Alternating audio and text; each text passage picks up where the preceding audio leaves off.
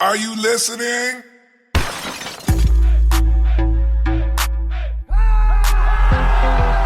Welcome to the Roar Podcast, the reaction podcast for fans of the Detroit Lions. My name is Demetrius. I got my super producer, Mike Ward, with me as always. We hope you enjoy the podcast. You can find us on Twitter at City Roar and on our Facebook page, the Roar Podcast. We really want this podcast to be a fan reaction, and so it's important that we break down the game, but with the understanding that we're recording this 2 hours after the game. That's always the goal. We want to get the real reaction and let you get a feel each week for that fresh, right after the game feeling, win or lose, or, last week tie. So this is week 2. The Lions hosted the LA, not San Diego Chargers, but I'm going to put the disclaimer out immediately. I'm going to say San Diego a couple times, I'm sure, so blanket apology right up front. Today they came away with a win. 13-10 was the final score. And the saying is a win is a win. And I guess that's true, but you know what? This was ugly. So yeah, exactly. It was a windy day at Ford Field. Exactly. But we're excited to break it down and talk a little bit about your undefeated Detroit Lions. Exactly. Undefeated Detroit Lions. It's weird though, because Mike, it's I should feel good. I know logically I should feel good, and maybe I will on Tuesday or Wednesday. But there's concerns, and we take the win, and they celebrated, and I saw post game, and they were the consistent theme and the talking was about correcting things and getting better.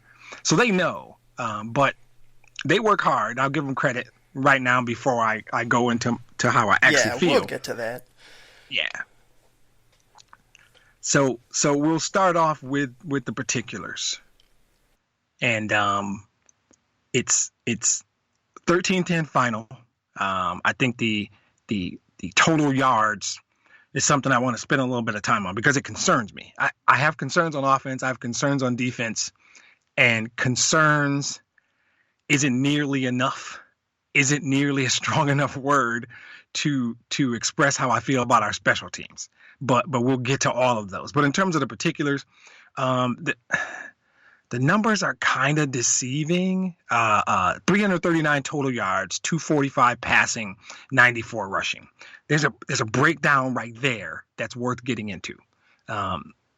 Only 94 yards rushing bothers me. It felt like Kerryon Johnson had a solid day.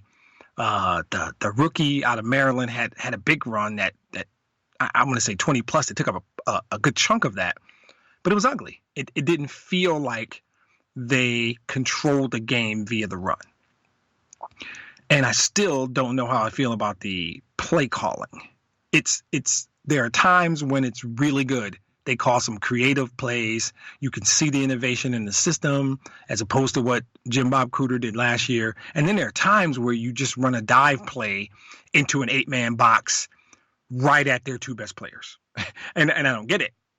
You will run a play action trickery play on 2nd and 10, but 3rd and 2, you just run a dive into the line. And early in the game, you'll hear them keeping them honest. I actually hate that term. You got to keep them honest with the run. No, not if the run's not effective. You don't keep them honest. And I thought it was 94 yards, and that's not a lot considering they gave up, I'm going to say, over 200 last week against the Colts. I expected us to run the football better.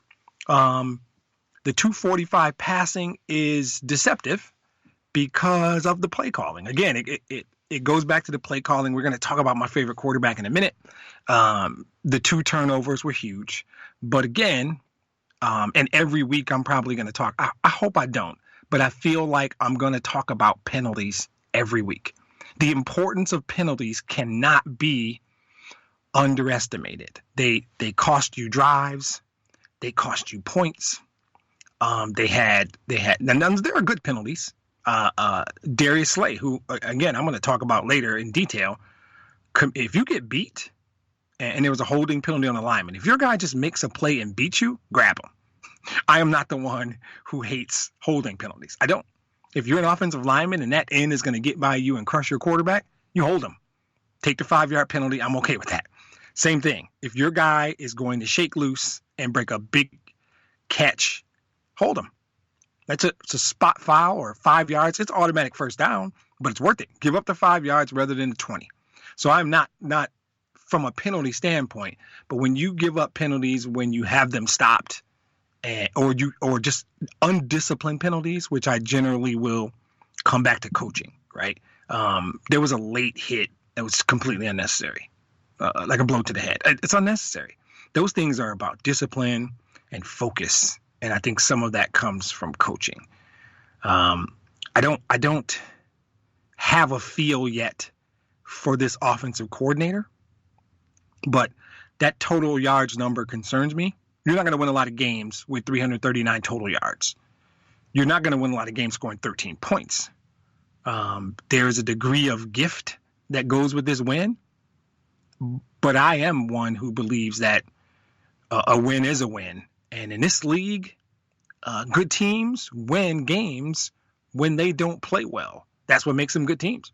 A team that wins 12, San Diego, I think, won 12 games last year.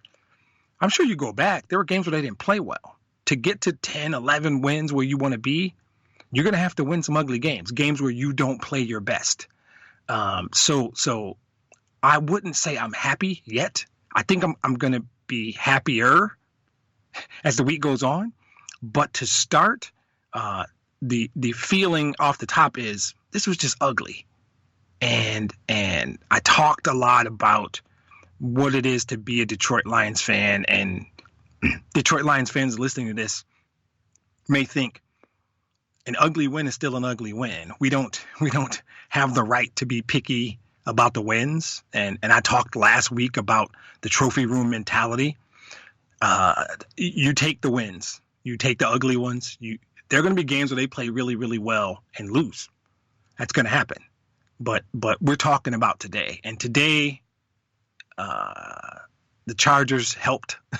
They really did. And I'm okay with that. So I'm actually happy, despite what you might hear in the next hour. I'm actually happy about the win because it puts them in a position where the tie loss from last week doesn't hurt so much, doesn't bother me as much. And if you are any good, you have a referendum game coming up, right? This is where we know. You have to go to Philadelphia next week, and you win that game, and you're sitting at 2-0-1 with the Chiefs and the Packers looming. The next three are huge. If you win 2 out of these 3, you're sitting in a decent place. You come out of these 3 1-1 or something like that, then you're set up because your schedule softens later. So in terms of just the particulars, I don't love the total yardage.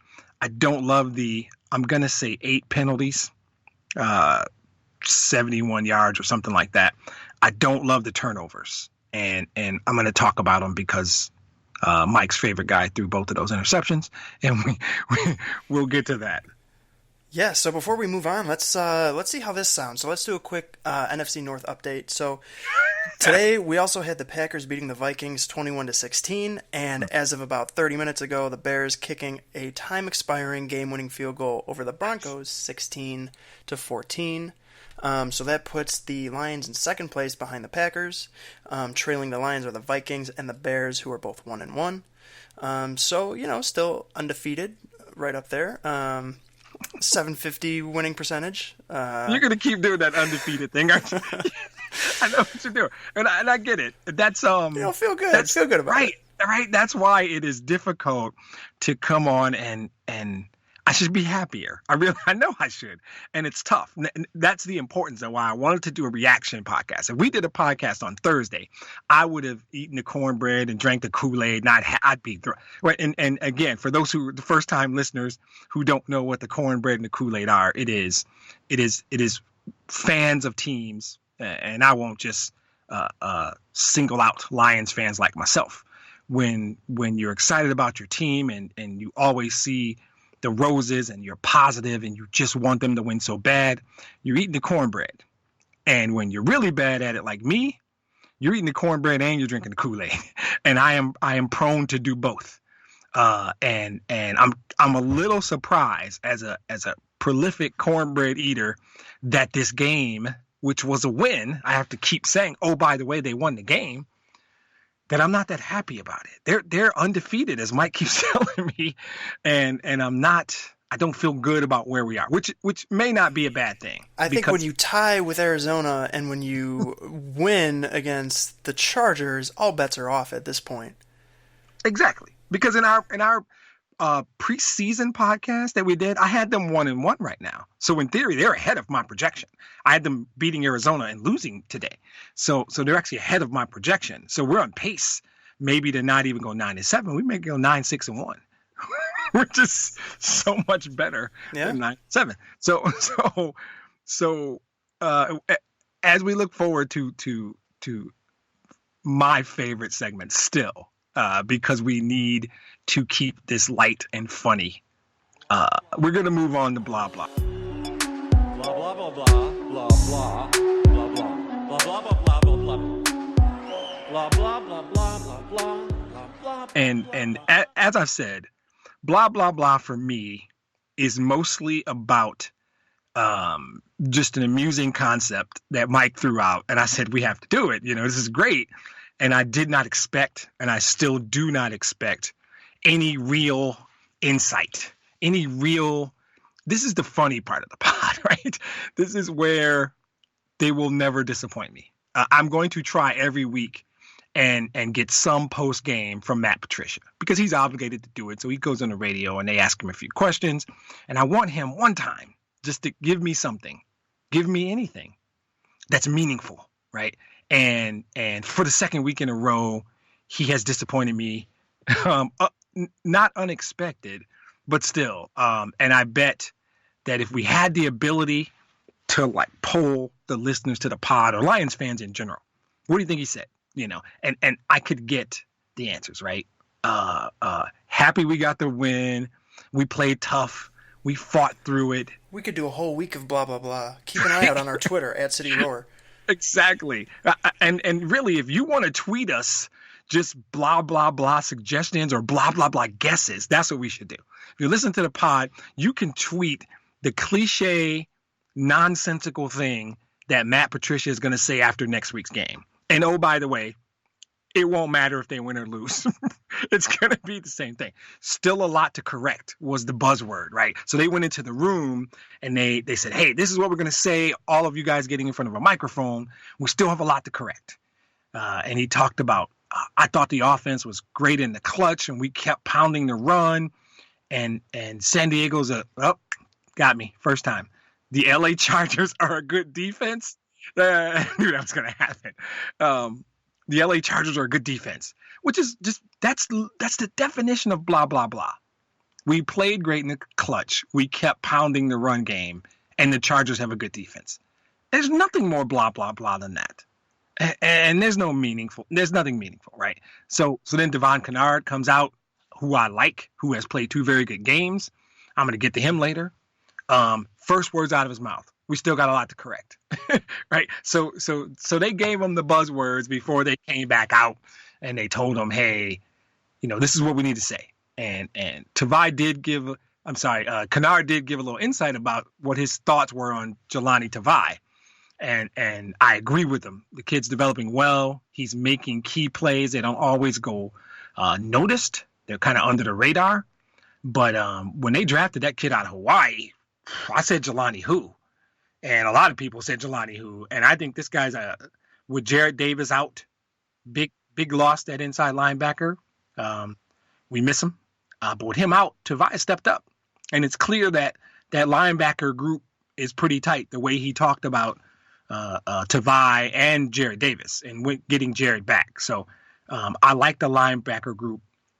But when he spoke, the difference between player speak and coach speak is that the players have not been trained as well at how to say nothing.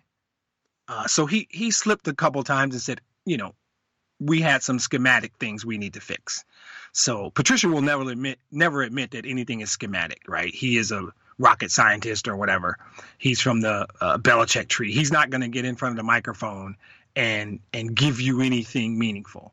But I think that what Devon Kennard was saying, and I could see it, is that there are within the game schematic breakdowns. What I took it to mean literally is that there are times when guys are out of position.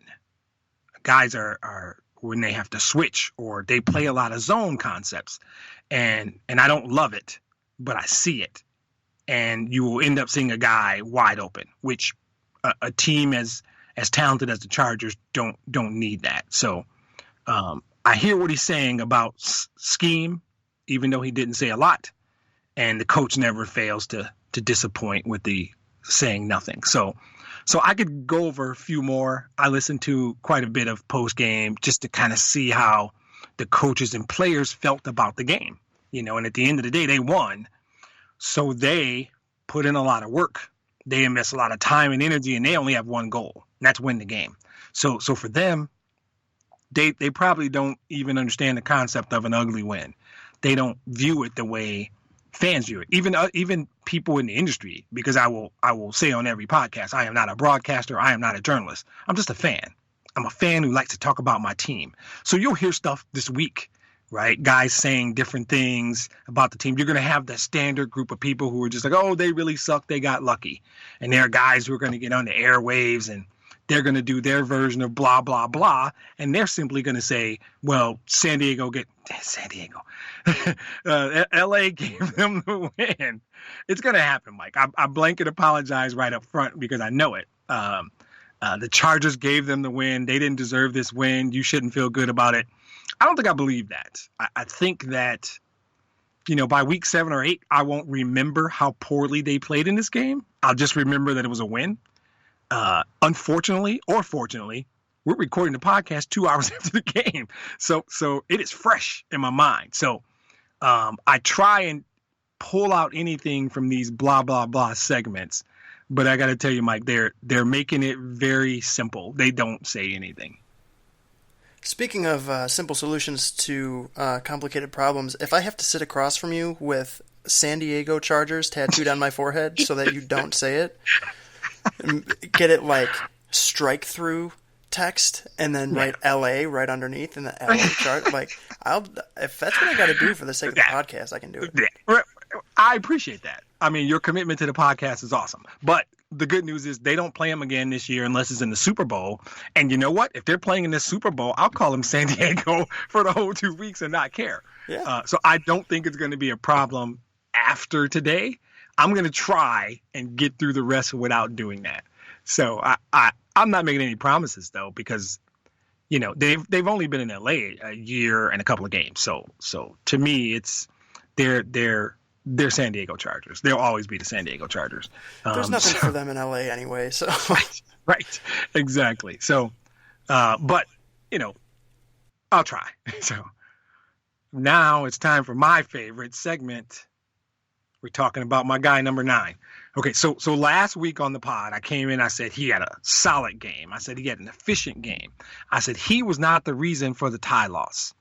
I also said right up front, I think I used the word unapologetically a Matt Stafford guy. So now today, because this podcast is about today, not last week,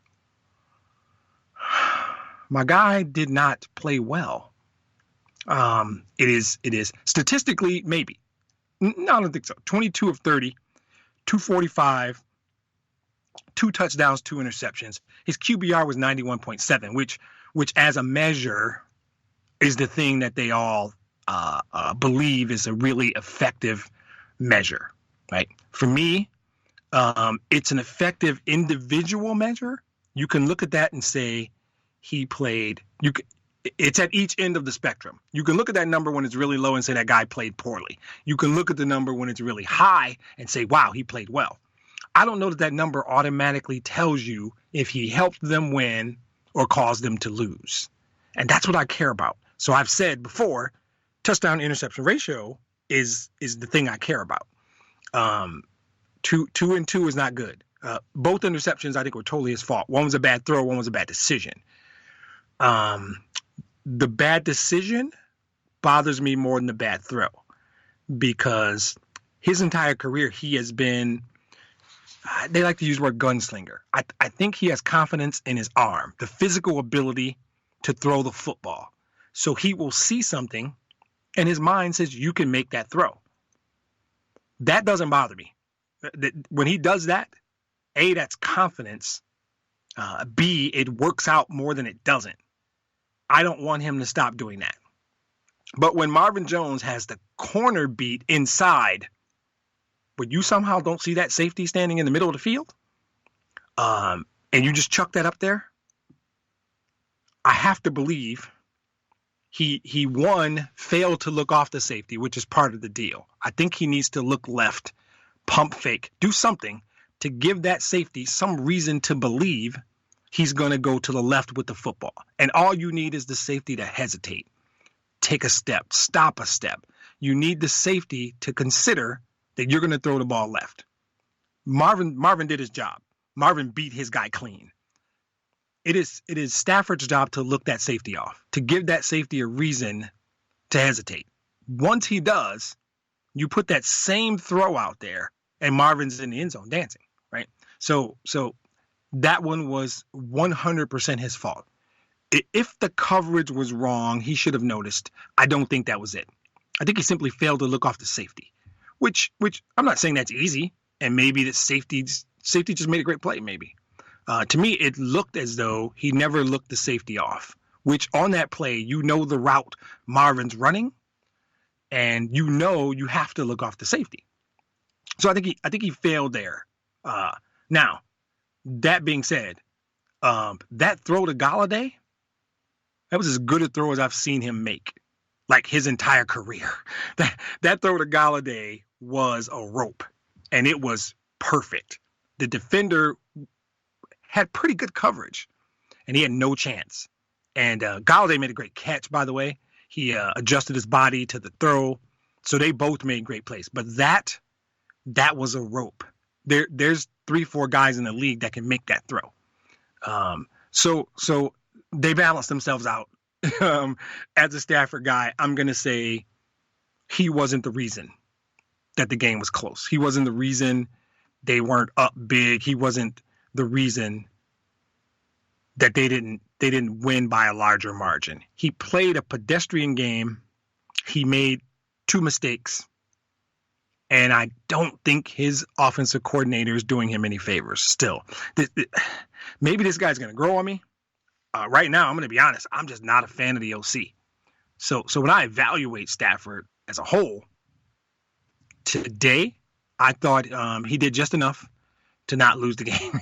That doesn't sound like a compliment, but it actually is. He recovered. Like I said, if we can bash him for the long interception, the one down the middle.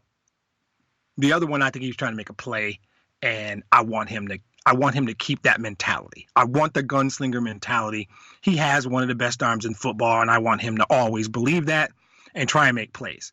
I need him to look off the safety on the long interception over the middle because he didn't, and it cost him. So all in all, I think I feel okay. I'm lukewarm about Stafford's performance today, as opposed to last week when I thought it was better than most other people did.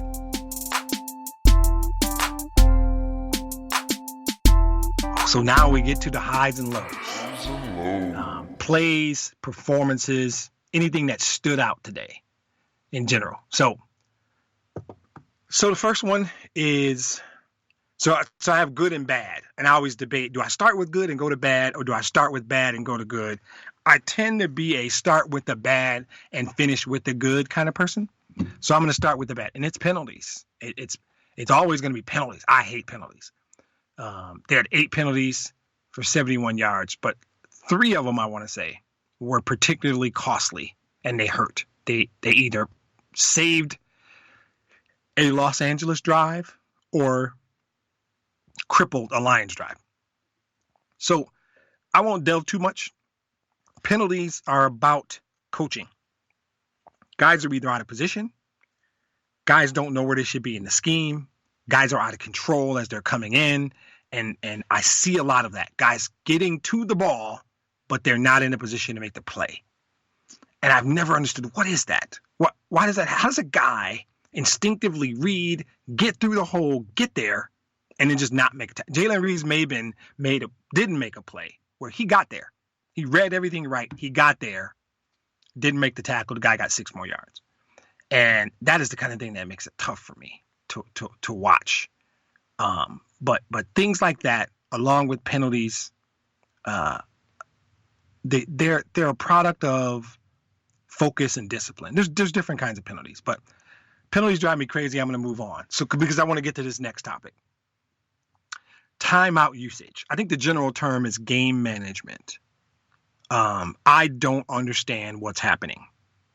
I don't. With 1:20 left in the first half, the Chargers are backed up in their own zone, and the Lions have all 3 timeouts. So just philosophically, because the Chargers ultimately drove down and hit a field goal right as the half expired. But philosophically, on first down, they make a play. It's a run, they stop them. Call the timeout. Call the timeout. Say to your defense, I trust you're going to make 3 plays. Or even better, statistically, the Chargers are probably going to try a pass because of who they are and because they probably believe you don't expect it. And if that pass is incomplete, which ultimately the second down pass was incomplete and it stopped the clock, but it stopped the clock with 38 seconds or something like that instead of a minute 15. So if now you're sitting there at that play and you still got 2 timeouts left and they're at 3rd and 8, do they try it or do they play it safe? But now you've let so much time run off. In my mind, they know even if they stop us, we punt this away and they have so they have less to lose. I don't understand it. Maybe he'll explain it. Maybe he did in the post game. Maybe he'll explain it tomorrow at the presser, Monday at the presser. I don't understand that philosophy, right? And so then, same situation, 4th quarter, minute 44, you're up 3, Chargers have the ball, and 2nd and 14, the play goes for no gain. You could stop the clock to try and get the ball back. I don't know.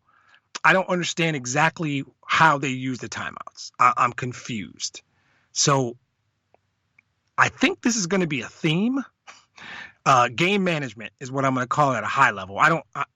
I'm so confused at times. It seems obvious to me. Hey, call timeout, and they don't call a timeout, and the time ticks off the clock.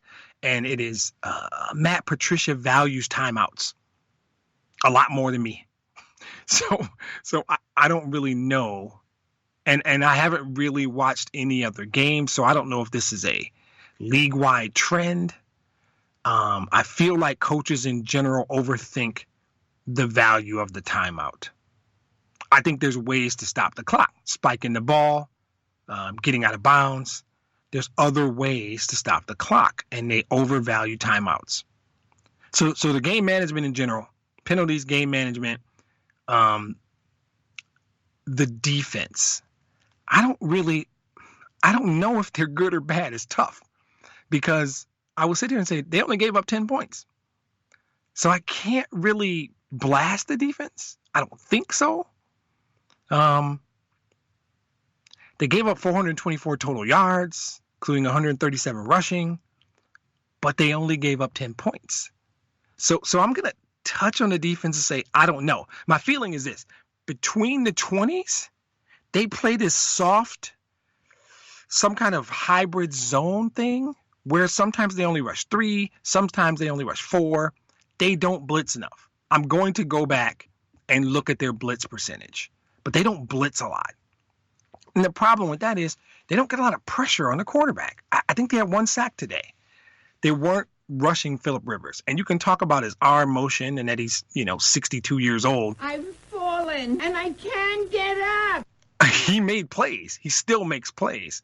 And if you don't get any pressure on him, you make it relatively easy for him to make plays. So I have questions about the defenses in general, because I thought they were going to be better.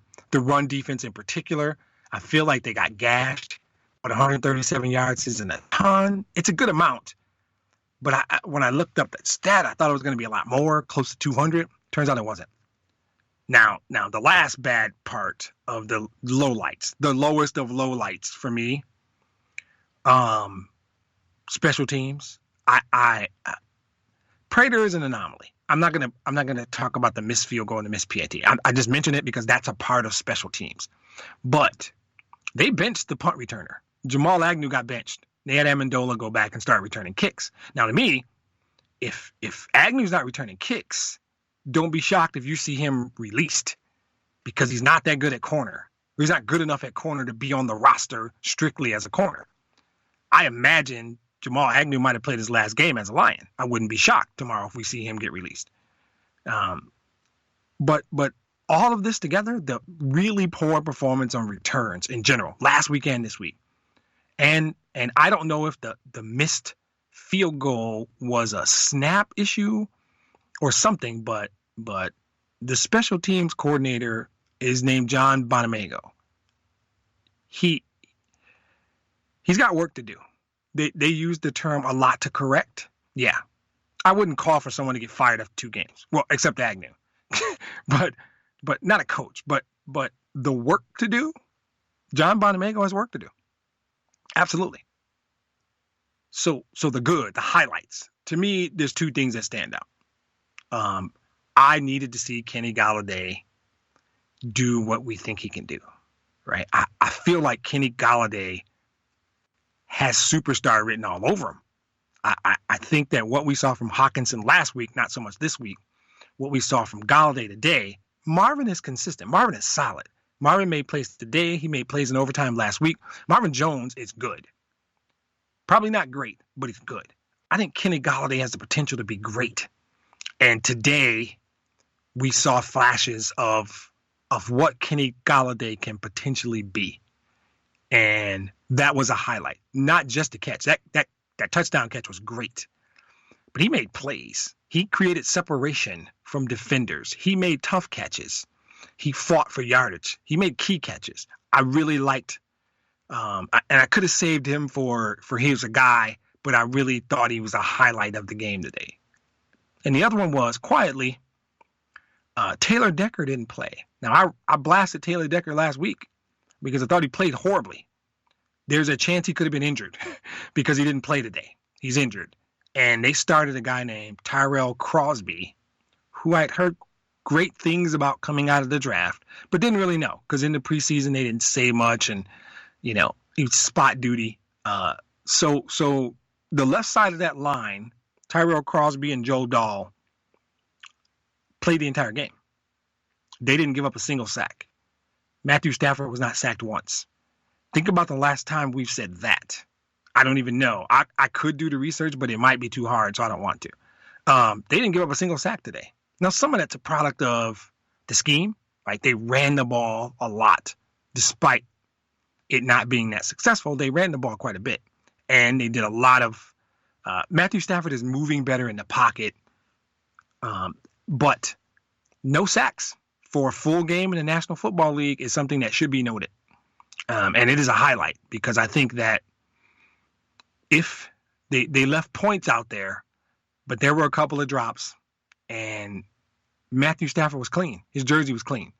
And that's a big deal. So highlights and lowlights. There's a lot of work to do. The game management needs to be worked on. The penalties need to be cleaned up. And there's a lot of work on special teams that has to be done. I don't know what they do, but there were some good highlights. And Golladay might be emerging as what we think and thought he would be. And if Taylor Decker's out for an extended period, I feel like maybe Tyrell Crosby acquitted himself well enough that we may not have to worry. So we'll see. And specifically plays, there's 3. So the touchdown on the screen to Kerryon Johnson that he almost dropped and made my heart jump out. That was that whole drive to me was like Darrell Bevell at his best play calling. They were creative. They were innovative in some of those plays. A lot of misdirection stuff, right? And I think that's part of what play calling is. It can be, if you're good enough, it can be, we're going to do what we do and you have to stop us. And we don't think you're good enough to stop us from doing what we do if we do it right. There's a degree of that has to happen, right? But I think in today's NFL, the really effective schemes, the really effective offensive systems have that element of, we're going to disguise what we do. It's going to look like we're doing one thing when in fact we're doing something else. And I think I saw some of that on that drive, which gets me excited about what this scheme could be, what this offense could be. And then you have those series where, you know, there was a 3rd and 2 in the third quarter after they recovered that big fumble near the goal line, right? It's 3rd and 2. I'm not against running on 3rd and 2. I get the statistical probability of getting 2 yards on a run. But you ran right into it. When you come up to the line and there's an 8-man box, and I get it, you're backed up. You don't want to be too risky. I get all that. But they ran a dive play right into their 2 best players. Joey Bosa and Melvin Ingram make the tackle easily. Easily. Their 2 best players who are playing against Joe Dahl and Tyrell Crosby, even though I just lauded them for not allowing a sack. And I don't blame them. It's the play call. I think that's where you design something quick hitting, low risk. You've got something in that playbook, right? Maybe it's a slant. Maybe it's some kind of tight end, you know, wheel route or running back wheel route. Something that doesn't have Stafford in the end zone for long, doesn't allow for a holding penalty in the end zone, which ultimately becomes a safety. I think you have something better in the playbook than that dive right into the middle of the line.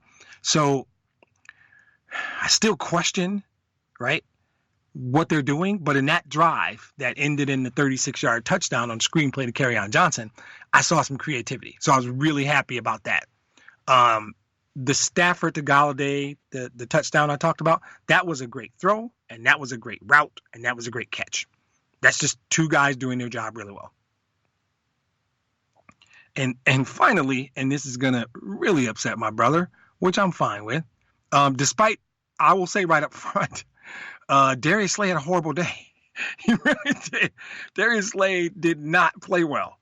I'm going to say, from a play standpoint, that interception is huge, right? That's a big play. No pun on his nickname. That is a big play. And especially when you've sucked all day. You have been bad all day. After last week, I had him as one of the guys to talk about in a positive way.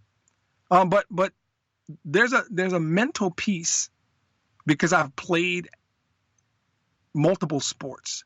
When you have been sucking all day, to somehow have the mental ability when it's crunch time to still make the play, there's something to be said for that, right? And wherever my brother is listening to this now, he's probably going crazy.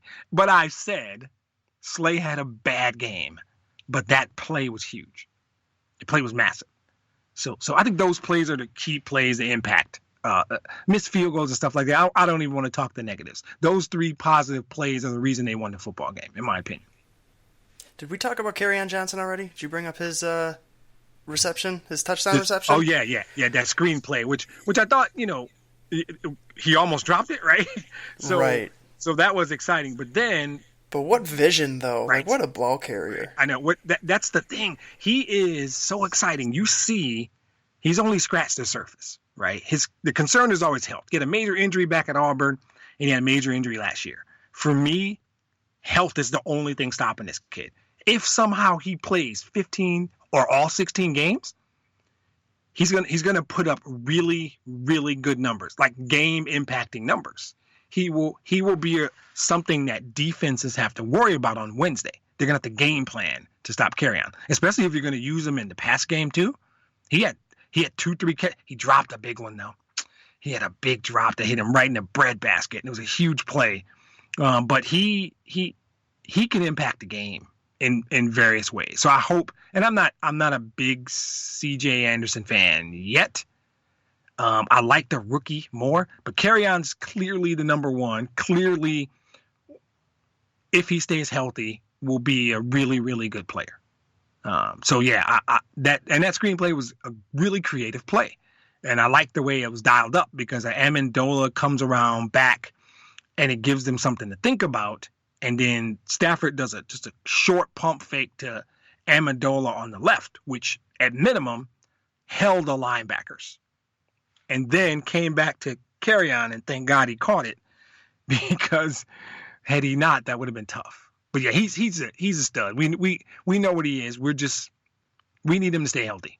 That's the only thing there. He needs to stay healthy. If he stays healthy, he's fine, and we're going to be really happy. With from a number standpoint, impact on the game, we're going to be fine.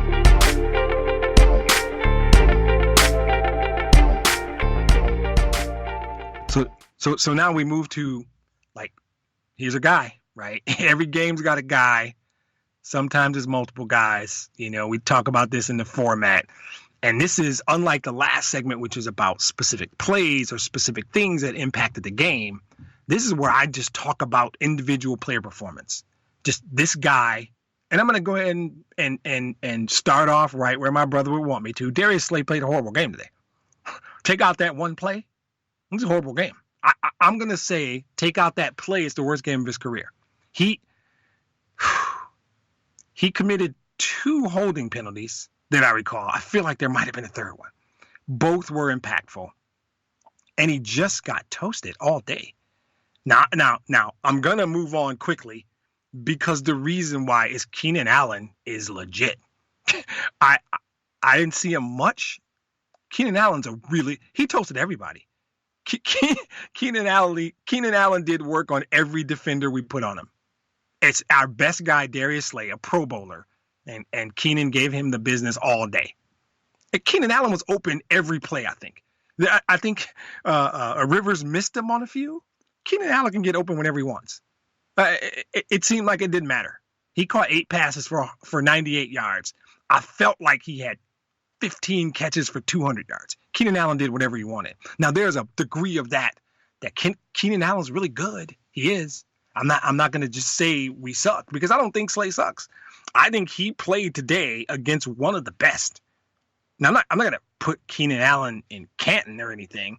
I'm simply saying maybe it was just today. You know what I'm going to say? It was a scheme.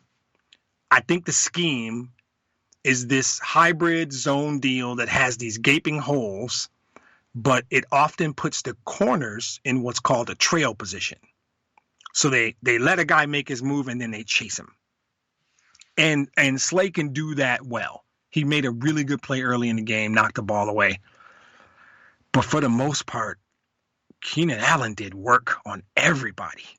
I can't name a guy and say, oh, well, he shut down. The only person that shut down Keenan Allen was Phillip Rivers. I think he missed him 3 times. Big plays, too. So, in as much as Slay is a guy in a negative, Keenan Allen also negative because he's not a Lion. he had a game, and it should have been a much bigger game. So those are my 2. So negative, here's a guy. The positive ones, we just talked about Kenny Golladay, 8 catches, $117 and a touchdown. You have to mention that. That guy impacted the game. That guy caught the winning touchdown. That's my guy. But I feel like there's a second guy that I'm going to continue to talk about, just quietly under the radar. Devon Kennard's a really good linebacker. He made 5 tackles today and recovered a big fumble. The guy seems to make plays. He seems to be popular in the locker room for whatever that's worth, but he makes plays. He had a couple of pressures, didn't get any sacks. He had 3 last week. No sacks today, but he is around the football. You can tell he's involved in the game. And there's like a thing that the broadcasters will often do is, have we mentioned that guy's name? Like, for example, Trey Flowers. We gave that cat a lot of money. And maybe I don't get to see game footage. Maybe he's impacting the game more than I as a fan can tell. I feel like Trey Flowers is not impacting the game. Snacks admitted he didn't play well last week. I don't think he played particularly well today. Devon Kennard played well in both games. The statistics are more impressive from last week. That guy makes plays. He just does. So in terms of a guy, it's Slay on the negative, Keenan Allen on the negative because he's not our guy, but he toasted everybody. Golladay had the biggest game on our side, and I think Devon Kennard has put together 2 really nice games to open the season. So I don't know. I mean, we could mention Prater as a negative, but I think it's an aberration. It's not fair to Prater to like label him to say that's Matt Prater is not fair. I wouldn't do that. So those are the guys for me. Okay, we're at your time, Mike. It's your time to get my time to shine. Your time to shine. 3 and out. It's 3 and out. Here Mike's we go. Hit me with 3 good ones. All right, buckle up, Lions fans. All right, so we kind of talked about this a little bit earlier. How worried are you about points left off the board today? So I'm looking at, Matt Parkey over there missing 2 field goals. I mean, it's both sides of the coin. It's the Chargers had their goofs today. A couple timely penalties, which I'll actually talk about later. But how worried are you going forward that could potentially be an issue that maybe won't get resolved? Yeah, that's a good question. I am very worried. But there's layers to that, right? So when you miss field goals, that's tough, particularly because Prater is one of the best in the business. But I talked a lot about special teams. What's more concerning, what I'm really concerned about is they often get into the red zone and settle for field goals rather than scoring touchdowns. Those are the 4 points that bother me. When that happens, and I don't know what their red zone percentage is. It is. I would guess if you go back and look at the teams last year that had the highest red zone scoring percentage, and I don't know if they measure it that way. I think it's just points in general, so you get credited if you get a field goal as well. But the teams that put the ball in the end zone as opposed to settling for field goals, those are the teams that go to the playoffs. Those are the teams to not to continue to give shout outs to my friend Chris. Those are the teams that have trophy rooms, teams that score touchdowns. I think it's important. So to answer your question, I am concerned more from the get to the red zone, settle for a field goal concept than I am from missing or penalties that bring back touchdowns. Now, the Chargers did it twice today. 2 touchdowns came off the board because of penalties. Their guy missed 2 field goals. So they left a lot of points out there. So on their side, I'm sure they're really unhappy about. I think it happens in games. It happens. Guys miss field goals. Special teams is a mess. I need that cleaned up across the board. But if you go by order, it is about the return game. The return game has no impact. We should just fair catch every punt because I feel Amendola was a little better. I feel like that is schematic. How do you block on a punt return? That's the special teams coordinator's job. That special teams in general is killing me. The 4 points that Prater left out there bother me a little, but I feel like that's an aberration. I'm not worried about Prater. I'm not. But getting to the red zone and settling for a field goal, if you do that 3 times in a game, that's 12 points. It's 12 points you're leaving out there. Do it twice, 8 points. How many games are decided by less than 8 points? I can tell you most of their losses last year were decided by less than 8 points. So if you take 2 of those a game where you settle for a field goal and instead score a touchdown, you get a trophy room. That's how that works. So from that standpoint, it really worries me because it was a problem last year. And I think it's still a problem this year. But some of it is play calling. Some of it is philosophy. If you get to 3rd and 3 and you're already in field goal range, how risky do you want to be? Because the other side of that is, what if you turn it over, throw an interception or something, and you get no points? Or fumble like the Chargers did today and get no points. That would have put them in the lead. They were going to go up. I think they were going to go from being up 4 to up 11. If I'm not mistaken. I think it would have taken them from 10-6 to 17-6, and that guy fumbles. That changed the whole game. So it is that mindset that I still call the trophy room mindset. I prefer the concept of going for it, being aggressive. And if you make an aggressive mistake, I can live with it, right? If your guys are trying to make plays and things happen, you can live with that. That conservative fallback, I can't take it. Right. I think you're starting to see a little bit more of a shift in professional sports, just in general. I think you're seeing a lot of teams' decision making being driven by stat nerds sitting in a room, breaking down every situation statistically as much as they can. What's going to provide the highest reward for like a less than substantial amount of risk. And I think that's just kind of like we've already seen those trends. We've seen so many more 2-point conversion attempts in the past couple of years than any time before. Yeah. And I think that's just really more of a stats mindset. Yeah, it's the analytics mindset. That's what it is. The predictive analytics, exactly. which probably has a place. I think it's probably more suited for baseball, to be honest with you, than it is for football. But I agree with you. I think there's some of that. I think the desire, it's a risk-reward model, right? But this is football. And there's a degree of football that's about just execution on the field. It kind of goes back to last week, that timeout situation. I trust Matthew Stafford more than I do Matt Patricia or Darrell Bevell. I trust Matthew Stafford. And so there's probably some analytics that say, hey, if you're not set in your formation and the play clock is under 5, analytically call the timeout because the 5-yard delay of game penalty is going to be more harmful than losing the timeout. It is probably, like you said, some nerd in the organization somewhere that tells them to do that. And for me, it's like, wait a minute, Matthew Stafford's my quarterback. And I heard a number during the week that he's got 17 career delay of game penalties. And I don't know, a handful of them were on purpose. He knows what he's doing. And that's a gut feeling. I know my guy knows. So like your question, it's all related to risk probably. But I think that it pains me to watch them walk off the field on 3rd down and see Prater coming in when they're at the 15-yard line or at the 10-yard line, settling for this field goal. That hurts because that's 4 points I feel like are left there. And those cost you games. They really do.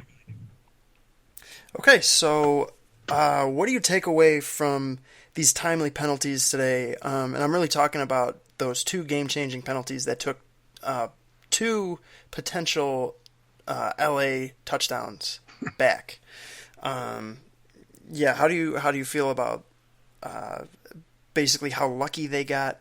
Do you think it was 3rd time's a charm and they really just kind of were able to clamp down? What did you think when those plays occurred? So once we recovered the fumble, it's thank God, right? Because I'm a Lions fan before anything else. So I struggle with the concept, and like I said earlier, there's a bunch of guys who do things like this for a living that are going to tell you for the next week they got lucky, Chargers gave them the game, gift, blah blah blah, literal blah blah blah. I think that it is a competition. Both teams come out and they play their game. Because if the Lions, like last week, the Cardinals still got credit for that tie, right? So both teams have to play. Who's to say that the reason those penalties aren't committed, and I will use Slay as an example, both of those holding penalties, I think were good penalties. I'm glad Slay did it. One, he was beaten. He fell for a double move. That was going to be a touchdown. So being a nerd, predictive analytics say, hold him, stop him from scoring. Maybe you get lucky and they don't call the penalty. But if you don't hold him, the statistical probability of him dancing in the end zone are very high. So there are some penalties that I say, yes, you got beat, you got fooled, you slipped, whatever the reason, commit the penalty. It's much more prevalent to me on the offensive line. Sometimes the defender just makes a swim move or a bull rush or some move where he beats you and you're beaten. Your quarterback's about to get smashed. The number one option, statistically and in every other way, is to hold. Drag that dude to the ground, take the 5 yards, and live to fight another day. The exact same thing happens in reverse. There is nothing to say that if they don't commit the holding, they would have scored a touchdown. Maybe the guy that got held would have made the tackle. Maybe the guy who had the penalty committed a pick play on a pass, whatever the penalties were. I know one of them was a holding, but if I really delved into it, I would ask the question. The guy who the penalty was committed against, was he in a position to make the play? That might not have been a touchdown. Maybe it was literally a touchdown because of the penalty. I know that's the case with 2 Darius Slay plays today, right? If he doesn't commit those penalties, Keenan Allen is seriously dancing in the end zone on more than one occasion. So I never, ever feel anything when the other team helps us win. I don't, just like, I don't expect them to feel when the Lions help them win. So when I saw those 2 touchdowns come back, the first thing is always God doesn't want them to score. That's what I like to tell myself. God doesn't want them to score. Clearly, God doesn't want them to score. And then they fumble, and it's obviously God doesn't want them to score. But for me, mostly as a fan, it is just good. Good. I'm glad because, one, it feeds like cornbread style. It feeds my fandom in that we are not the only team that does dumb stuff. There's a degree of that happens. But I also consider maybe the dude who the penalty was committed against could have made the play. So it's not as simple as, they killed themselves, shot themselves in the foot. No, they committed penalties. And that's against the rules. And that's how it goes. So don't assume they would have scored on either of those plays had the penalties not been committed. So that's my thought on it. I don't ever look a gift horse in the mouth. Anything that goes positives for the Lions in the spirit of cornbread and Kool-Aid, I'm good with it. All right, so our last 3 now question. Your favorite topic. What do the Lions need to do about special teams? Okay, so I am generally not the fan, because again, I'm not a broadcaster, I'm not a journalist, I'm not the guy who thinks he knows as much as the coaches know. So I'm going to say that John Bonamego knows, how does the cliche go? Has more knowledge of special teams in his little finger than I have my whole body. Okay, now that we got that out of the way. He probably forgets more about special teams. That's the one. He has forgotten he about forgets more in a day than you learn in your life. Yeah. Exactly. So now that we got the nonsense out of the way, he's not doing his job well right now. So there is the crazy definition. Do you keep doing the same thing and expecting something different? Clearly he knows that because he got Agnew out of the game. And Danny Amendola started returning punts. So he already sees it, right? I honestly am not worried about the Prater part. There's got to be something schematically that and I blamed Agnew. I have blamed Agnew. Some of those, he doesn't have a chance, right? As soon as he catches the ball, there are guys there. I feel like there were a few of those where he made the wrong decision. There's this propensity to run laterally, waiting for a hole to open up, to plant your feet and then hit a hole, or he just ran right into defenders. I think there's something wrong in the return game, specifically the punt game, right? Because kickoffs usually go to the back of the end zone, you down them. They really have taken the kickoff out of football. I don't care that much about that. Punts, one, sometimes the other team has really good punter. Hang time is hang time. There's nothing you could do. But in the first 2 games, particularly the first 2 today, those weren't great kicks, and he had a chance, and he made really odd decisions. So schematically, Bonamego needs to look at how they block in punts and consider changing something. 2, personnel. Are they just not that talented in their special teams room? It could be that. I don't really know. But maybe you make personnel changes, just like you did with Amendola and Agnew. 3, I think that Amendola should be the permanent punt returner. Maybe there's someone else. I don't know if the rookie out of Maryland, Ty Johnson, has any experience returning punts. I like what I see when that guy gets the football. Maybe Amendola is your second best option. I am not against bringing 5 dudes in this Tuesday to work out for punt return.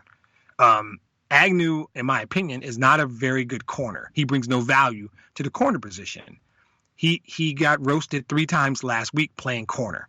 So now if you can't effectively perform the job of punt returner, then that's a roster spot.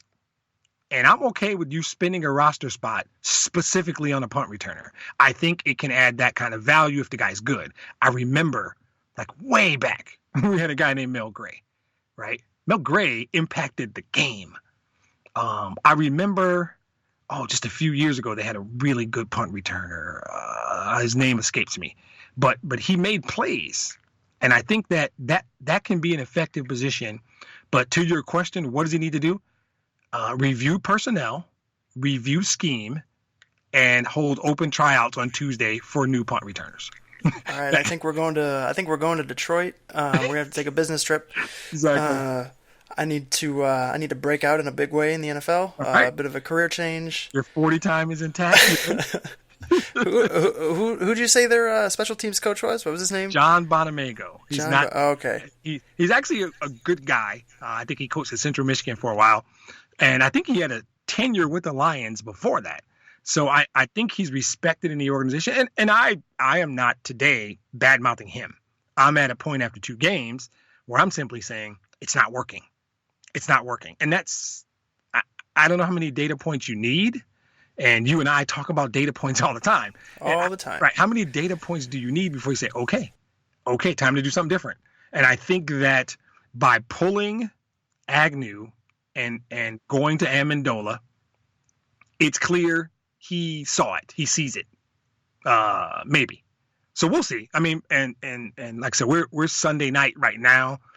I wouldn't be shocked to see Agnew get released Monday, Tuesday, or hear Tuesday that they signed some guy, and you're gonna think, who's that guy? And it turns out he's gonna be some really fast kick returning guy. I think that's the move. And that's me basically having decided, I don't want my slot receiver in Amendola returning kicks. Amendola's a really good slot receiver. That's his job. I want them to go sign a kick returner. So the real straightforward answer to your question is, look, analyze the scheme, find a better way to block, and go sign another punt returner. Because I'm sure Jamal Agnew's a nice dude, and I got nothing against him personally. I don't think he's getting the job done. I don't think anything's going to change there. So, yeah, you had me at John Bonham. Cue the royalty-free Led Zeppelin ripoff music. Yeah, exactly. There you go. All right, cool. You ready to send this thing home? Let's send this thing home. So, what's next? So now this is that point in time where we're going to find out who they are. Now, Philly is playing tonight. They may have already kicked off. I haven't paid attention to the time, but they're in Atlanta. It's actually, it's 3-0 Falcons right now, going into the second. Gotcha. Oh, sorry, middle of the first. So they're down in Atlanta playing. So we don't know. So I'm going to go down and check out this Eagles-Falcons game, do a little scouting on the Eagles, see how that goes. Hopefully we can get some insight and figure out what the Lions need to do next week to get that victory. But, of course, they're the Lions, so you never really know. That how they're going to play. They may step up and play well next week. We'll see. So, all right. So I want to thank everyone for listening to the podcast. Hope you enjoyed it. I want to thank my super producer, Mike Ward, as always. Reminder, you can find our podcast link on our Twitter feed at City Roar and on our Facebook page at The Roar Podcast. You can also find us on Spotify and YouTube. We hope you find us. Give us a nice rating. Give us a review. Tell us how much you like it. We enjoy doing it. We hope you enjoy listening to it. I want to give a special thanks for the musical contribution, as always, to Verified Picasso, Otis McDonald, Wayne Jones, Density and Time, The Grand Affair, Young Logos, spelled Y-U-N-G, Diamond Ortiz, and MK2. Thanks a lot, everybody. Appreciate you listening. Yep, our Lions fans out there, we hope you enjoyed this week. Enjoy your Victory Monday, your Lions Victory Week, and we'll see you next time.